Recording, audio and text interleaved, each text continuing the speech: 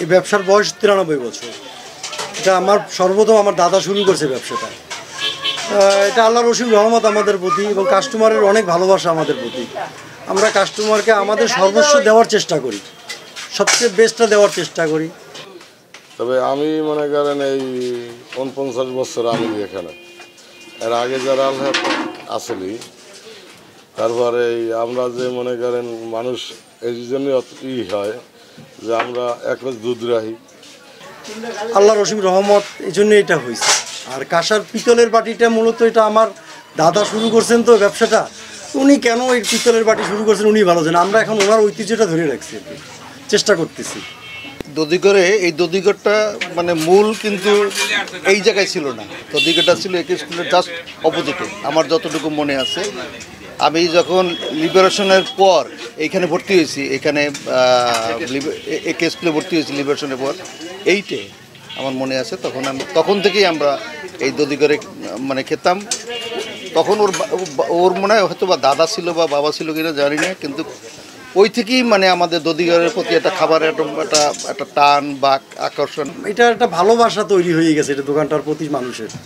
এটার জন্যই এখানে দধি, চিরা, ঘোল, মুড়ি, ছানা এগুলো পাওয়া যায়। এবং আমরা যে দধি বানাই নিজেরা, সব নিজেকে হাতে বানাই। মাখন নিজেকে হাতে বানাই, ঘি আমরা নিজেরা বানাই, ওই ছানা নিজেরা বানাই, সব কিছু আমরা নিজেরাই তৈরি করি। কারণ আমি যখন এই একে স্কুলের মক্তব, সেই মক্তবে যখন পড়ছি আমি, সেটা স্বাধীনতার আগে, সেই থেকে এই দোকান আমরা চিনি। এবং এই দোকানে গোলমুড়ি খাইতাম, তখন গোলমুড়ি ছিল 8 আনা, 50 পয়সা 25 পয়সা মুড়ি, দই, চিরা এইসব মিলাই দিলে খাইতাম। সেই থেকে আজ পর্যন্ত না, সকাল 7টায় খুলে, কিন্তু কাস্টমার তো হয়তো 12টার দিকে একটু হয়, 12টা থেকে 1টা-1.5টা পর্যন্ত। আবার মনে করেন সন্ধ্যার দিকে হয়তো 7টার দিকে, 7টা থেকে 7:30 পর্যন্ত, এরকম 2-1 ঘন্টা এরকম আর কি মানে লোকজন থাকে। এরপর সারাদিনই মোটামুটি আমরা ফ্রি থাকি আর কি।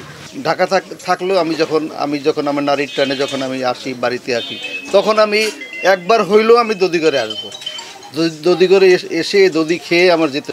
এবং আমাকে এখানে মানুষ এককালে মনে করেন ছেলের ছেলে, হ্যার ছেলে, হ্যার ছেলে, এরকম করে মনে করেন সবাই আগ্রহী খাওয়ার জন্য, এবং আসলে খাইয়াটা তৃপ্তি হয়। এখন ব্যবসা বাণিজ্য তো কঠিন হয়ে গেছে, এখন সমান সমান থাকাই কঠিন হয়ে গেছে আমাদের জন্য, বাস্তব সত্য যেটা। কারণ এই ব্যবসার এখন যে মানে কঠিন অবস্থান আর কি এখন। এই বরিশালে দেশ হোক বিদেশ থেকে যদি কেউ আসে, এই দধিঘরের গোলমুড়ি আর এই দধিঘরের দধি না খাইলে এমন হয় কেউ বেড়াইতে আইতে চায় না বরিশালে। আর বরিশালে আইলেই দধিঘরে একবার সবাই আসবেই। আমরা হয়তো 3-4 মণ দুধ কিনি বর্তমানে। আমাদের জায়গা কম, তো আমরা বেশি দুধ রাখতে পারি না, জায়গাও হয় না, এই আর কি।